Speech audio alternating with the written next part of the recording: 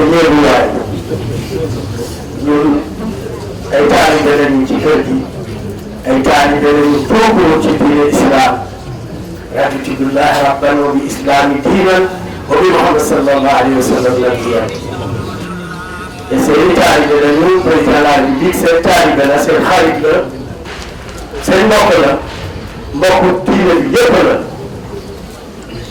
ci turam délégation bii ma àndal te seen doom seen dëkkaale seen dëkkandoo di seen borom le ministre de la santé Abdoulaye Diouf Sarr ci délégation bu la bokk ci mbaaxam loolu na s'appelle Payo mais respecté son excellence le président Macky Sall moo tax mu ne war naa mën a yóbbaale kenn ku nekk ci délégation ànd ak le ministre Moro di kenn ci kër gi di kenn ci xarit yi moom itam nekkoon xarit ñëpp rawatina kii fi jógee te yàlla na ko yàlla xaaral àjjana ànd nag ak mbokku taalibe yëpp rawatina ñii nga xam ne ak kuréel bu mu mën a bokk rek ay àndatoo son le président Macky Sall lañu ndax yàlla moo joxe nguur inna lillahi wa inna ilayhi raaji'uun waxte yàlla moo joxe nguur jox na ko ñu am maandu te du toll ni jàppale ko di ko ñaanal ngir njëriñu Sénégal loolu itam ñu ngi leen di ziar di leen nuyu ci seen tur ci tur président de la République ndax indi njaal ci Cambérène yëpp njabootu Seydina Limamou sallallahu alayhi wa sallam. Quelle histoire damaa bëggoon a ñëwal sama bopp fii en tant que taalibe ndax yàlla def ma boole ci ay njëriñ yu rëy ci bàyyi yooyu ñu jógee.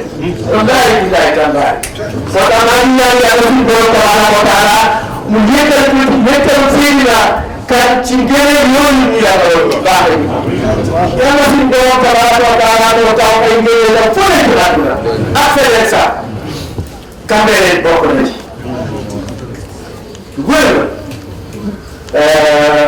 fii ku fi ñëw rek baatu laa ilaha illallah moom ngay njëkk a xalaat baatu laa ilaha illallah Muhammad rasulullah sallallahu alayhi wa sallam fatihatul kitab mu commencé ci turu boppam yëkkati ko ca kaw doole teg la matière et ensuite l'esprit suñ borom tabaraka wa taala ngelaw yi mu def fii ku fi ñëw ak loolu ñu indi rek boo déggee gëneel dana lay yëkkal benn feesal moo tax ñu ngi leen di ziyaara di leen ñaanal yàlla def suñu xarit bi yàlla na fi yàgg te wér yàlla na fi yàgg te wér le président de la République son excellence Macky Sall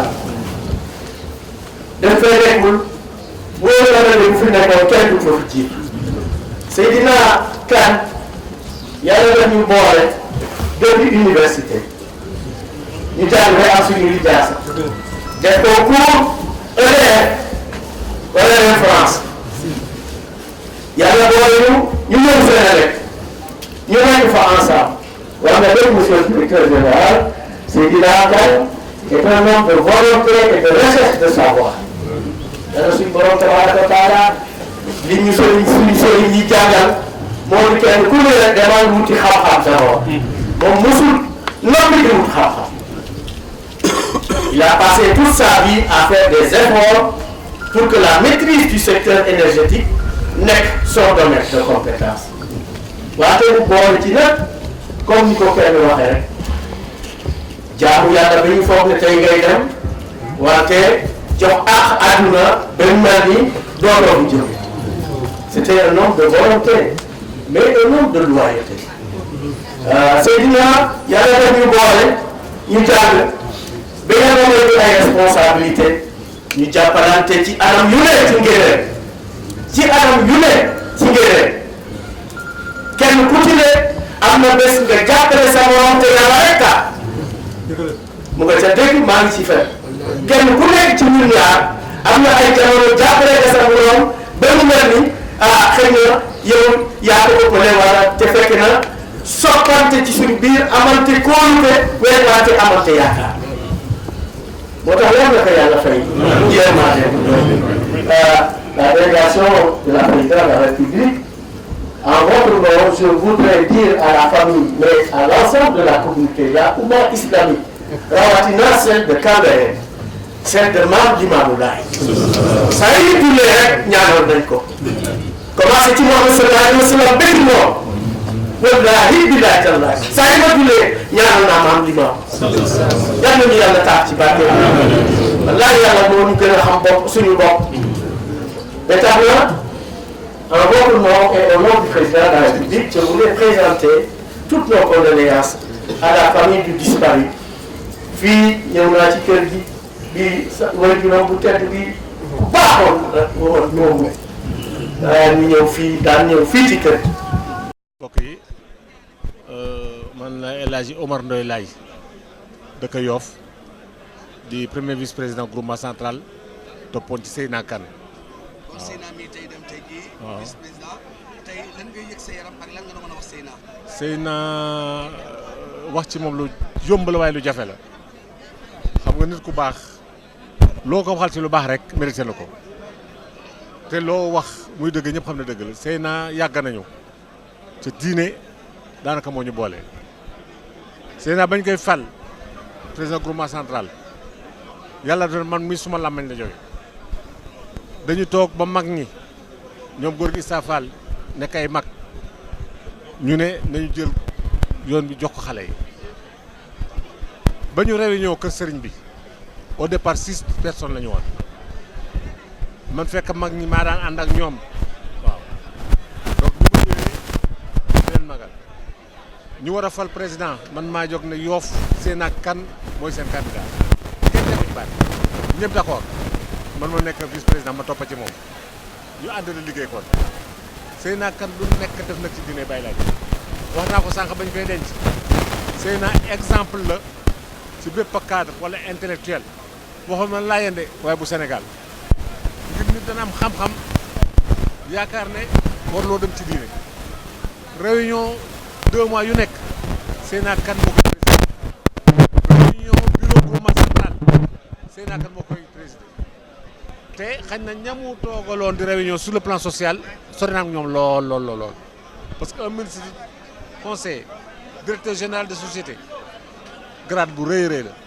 mais grade malgré ça diine jee ko gënaloon lépp keroog ba ñu koy fal réunion lañ nekk groupement central bañ demee réunion boobu ñu ñaanal Seyna bañ fa laa jóge le décret bi génn wallaahi ñëpp na li la yemoon na addinaam yëpp ci diine ji lu ko def waaw. en disant inna lillahi wa inna ilayhi raji'un. Nous venons de parler d'un cadre de très haut niveau, d'un cadre compétent, professionnel, qui aimait sa société Sénélec, qui a tout donné à Sénélec pendant 37 ans et qui a continué pendant 43 ans à tout donner au secteur de l'énergie, qui a suivi toutes les mutations qui ont été opérées au niveau de cette société et au niveau de cette compagnie.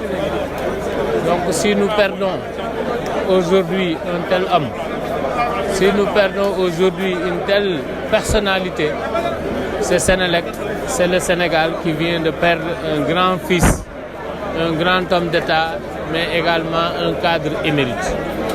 C'est donc l'occasion pour nous de présenter toutes nos condoléances à sa famille, mais également de présenter toutes nos condoléances à la famille Layène. Le marabout l'a rappelé tout à l'heure, Seydina Kane a servi le Sénégal, mais ne s'est pas servi du Sénégal. Seydina Kane a servi la religion, mais ne s'est pas servi de la religion. En un mot, Seydina Kane constitue une leçon de vie pour nous et nous réconforte encore dans notre volonté de poursuivre et de pérenniser le legs que ces anciens-là ont laissé pour nous, à savoir de faire de cette société qu'est Sénélec une compagnie qui sera au service exclusif du développement économique et social de ce pays. Pour la Sénélec, la présence de toute la Sénélec. Ouais. Et au nom de tout le personnel de Sénélec, nous présentons toutes nos condoléances. Merci. Voilà.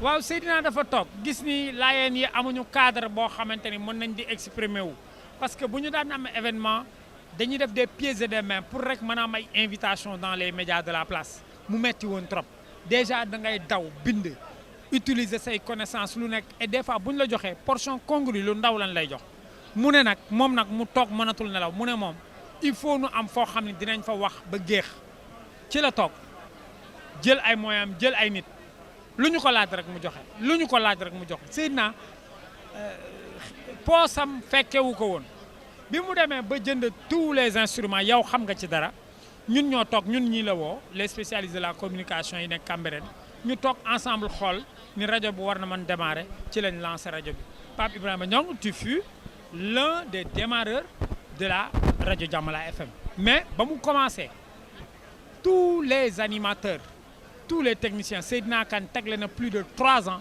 di leen fay ci poche am chaque fin du mois mu jox ci ku ci nekk intéressement ba groupement central ñoo xool ni metti na ci moom ñu ne ko non non non dañuy mettre en place le comité de gestion nga rocci sa loxo tuuti ñu fexe rajo bi di nourrir personnel am donc loolu moo waral Seydina mais Seydina musula wane télé ni du ma def gars yi ñoo ko poussé woon ni que lii metti na te de sollicitation yi dafa bari moo taxoon mu kii mais yow tu es témoin xam nga lépp ñoo ci àndandoo woon mais Seydina Kane nit la koo xamante ni kuy jafe remplacé la. waaw alhamdulilah auzu billahi mina sheytaani rajim bisimilahi rahmaani rahim inna lillahi wa inna ilayhi raji'un ñëw na tey fii ci Cambérène ñëw ci bés bu metti bii nag bu tiis bi ci ñun ñëpp askan wi jaare suñu càmmiñ Alaaji Seydina Kane Laye Makhtar suñu ancien directeur général de la Sénélec di suñu càmmiñ nag bu yàgg avant li yëpp di am ñëw na tey fekk fii suñu dëkk suñu biir ay mbokk di ko jaale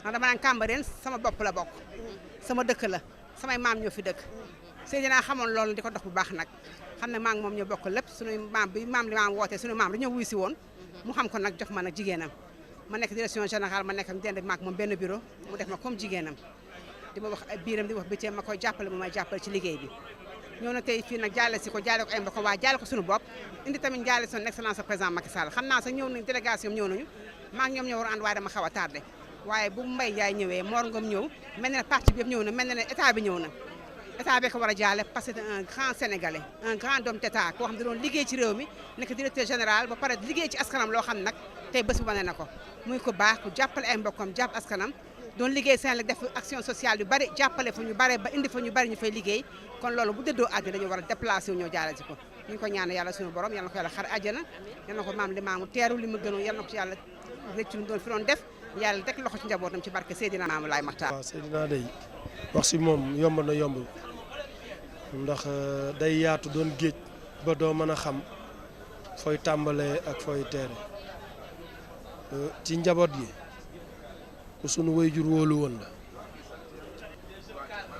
la li mu am nii man bettu ma dama ko daan wax ne bul yaakaar mbindeef moo la ñaanal sa waajur moo la ñaanal gërëm sa yaay ma dégg sama nopp wax ma lu bari ci yow mu nekk koo xam ne ku diine jëpp ñàkk la ku Sénégal ñàkk la Seydina Kane bi ñuy waxtaan ma ne ko teenu maam Seydi bi dafa màgget dafa engagé wu budget 30 millions la génn def ko ci teen bi teen kese la woon mu tabax ko wàcce fa électricité def ko ci turu groupement central boobu mooy président groupement central pour mu koy mën a fay def fa 4 classes pour mu nekk école mënoon na tiitaru jël ko téye ci loxoom mais déedéet dafa jël caabi yi ñu organiser fa benn cérémonie axlulaay du ma ko fàtte mu jël caabi yi ni Baye Issa Ndiaye am yaay chef de quartier bi seet leen nu ngeen ko gérer. Donc Seydina, on a grandi ensemble. Donc on a fait le cycle primaire et secondaire ensemble. Donc bokkoon même association Cambérène ñu wax les Dauphins. Donc fii moom moo doon suñu siège fii si kër gi bi ñu nekkee tout tànk am 12 ans ba bi ñuy am 20 ans fii la ñuy fréquenté. Donc xam nañ ko bu baax daal. Yàlla def donc ñu bokk association mais également ñu bokk entreprise bi ñu doon nekk parce que moi j'ai été embauché à la Sénélec en 75 moom mu ñëw fa 76 donc bu ma koy xool mu gravir échelon yëpp bi mu ñëw foofu nekk cadre mais si biir xarañteefam ak recherche comme le directeur bi defee si la defee examen pour passer cadre mu def examen jàll presque l'ensemble des postes stratégiques de Senelec yor na leen les postes stratégiques parce que nekk yor na chef de service réseau dem équipement mooy tous les nouveaux projets ñoom ñoo def les études donc nekk na jóge fa dem direction distribution jóge fa dem yor formation nekk délégué régional yor inspection nekk adjoint au directeur général avant muy nekk directeur général tey lu nga xam ni wax na ma ko te muy dëgg en 2000 bi fi tubaab yi ñëwee donc au temps des tubaab sax déjà ñoom seen xel nekkoon na si def ko direction jox ko direction mu yor ko anam bu rafet toute la Senelec ñu ngi regretter d'abord son premier départ à la Senelec pour aller au niveau de l'administration parce que moom il avait l'avantage am esprit d'écoute et de partage donc ñëpp la doon déglu du plus bas au plus gros au sommet di wax ak ñëpp ba pare am na avantage yu bari personnel bi am mu jox leen ko beneen bi. bu ñëw ni ma sa waay dafa am may ma ne ko mais pourquoi nga wax ma loolu c'était un directeur mënu ma mais yow sa waay dafa am may ma ne ko sama waajal mënu ma Seydina ma ne ko lan la mënu ma tu sais l'association des imams am na temps ñu ngi la déggaloon l'imam bi dëkk Guédiawaye ñuy ñëw di revendiquer au niveau de la direction générale benn jour mu ñëw recevoir leen bu mu leen recevoir waxtaan ak ñoom finalement bi réunion bi jeexee ñu ni kay yow yaay joxe ñam. Parce que si on doit le qualifier, il faut dire que c'est une œuvre d'art.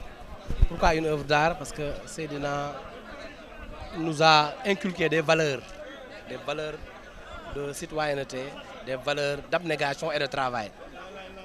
Moi qui vous parle, c'est Seydina qui m'a recruté à la Senelec en 2011 pendant la crise. Et il s'est battu pour que je vienne à la Senelec. Donc aujourd'hui, je peux témoigner ça. Je peux témoigner également que c'est quelqu'un de bien. C'est quelqu'un qui respectait tout le monde, qui avait le sens du partage. C'était quelqu'un également qui avait du respect pour ses semblables. Aujourd'hui, vous avez vu, toute la Senelec est là et tout le monde a le même témoignage. Tout un chacun de nous aujourd'hui se sent avoir subi une perte parce que c'est la dimension de l'homme, la dimension de Seydina, qui est une personnalité aussi bien d'abnégation dans le travail, mais une personnalité religieuse. Après la Senelec, il m'a mis au groupement central. Aujourd'hui, je représente notre daïra au groupement central. Je suis dans la commission communication et tout ça, c'est par la grâce de Seydina Kane. Donc c'est vraiment quelqu'un qui est un modèle pour moi, une référence pour moi et qui m'a permis aujourd'hui d'avoir l'ascension que j'ai aujourd'hui. C'est ce que je voulais dire en résumé. Seydina, on peut en parler toute la nuit, on ne va pas terminer. Non seulement problème bi ñu amoon tension bi wàññeeku na wàcce na mais ni mu waxee ak ñoom ni mu leen accueillir bi mu jeexee la ne que yow yaay joxe ñaan mënu ma donc loolu moo ko yéem si Seydina donc muy nit ku baax si biir kuréel bi tamit ñun ñoo fondé daayira Laayenu Senelec membre fondateur la biñ koy formé on était une quinzaine mais dem nañ ba léegi passé nañ une soixantaine moom moo nekkoon trésorier bi finalement man ma nekkoon le président mais dafa doon dimbali daayira bi di si def alalam te daayira Senelec malheureusement nit ñi xamuñu ko mais si daayira d'entreprise yi ëpp li muy contribuer si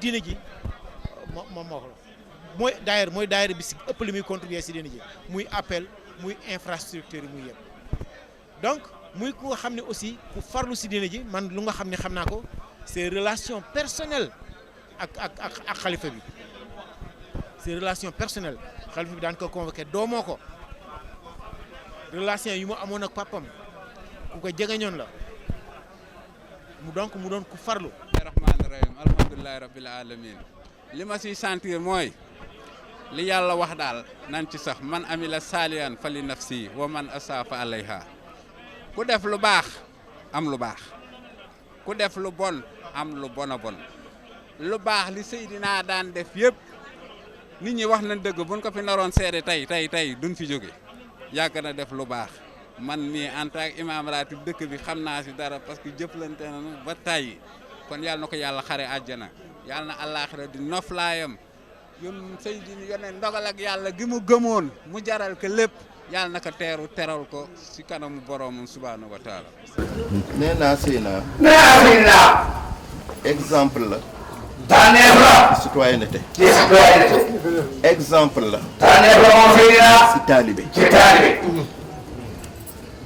amal li dunyaka ka annaka taishu abadan wa amal li axiratika ka annaka tamutu gaddan moom la Mbaye Ndiaye wax léegi. nee na moom la ministre de Mbaye Ndiaye daal di fàttali léegi man li ma waxoon ba la ci bileekaay. yeneen bi ko wax. nee na yéen tamit kaw de. téyel sa àdduna. téyel sa àdduna. defar ko. defar ko. ba mu mel ni. ba mu mel ni. da nga fiy sax. da nga fiy sax. waaye itam. jaamul yàlla. jaamul yàlla. ba mu mel ni. ba mu mel ni. dañu ne dañ ne la wax da nga fiy jóge. suba nga fiy jóge. rafetal na àdduna. rafetal na àdduna moom Seydina. rafetal na diineem. diineem tamit rafetal la moom. rafetal na mbokk gi. nee na rafetal na mbokk gi bu baax. rafetal na digganteem ak yaayam. rafetal na digganteem ak yaayam. ki yaakaaram. ki yaakaaram. fonk waajuram. fonk waajuram. fonk njaboot. fonk njaboot. Seydina Limaam alayhi salaatu wa salaam. Seydina Limaam alayhi salaatu wa salaam. mi mu yaakaar. mi mu yaakaar. daana wax ne. daana wax ne.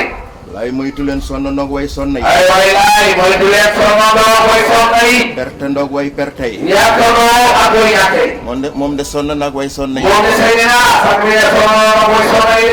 waaye ku dem fa mu ne. waaye ku dem fa mu ne tey. xam ne pertul ak. xam ne pertul. ak way perte yi. ak way perte yi.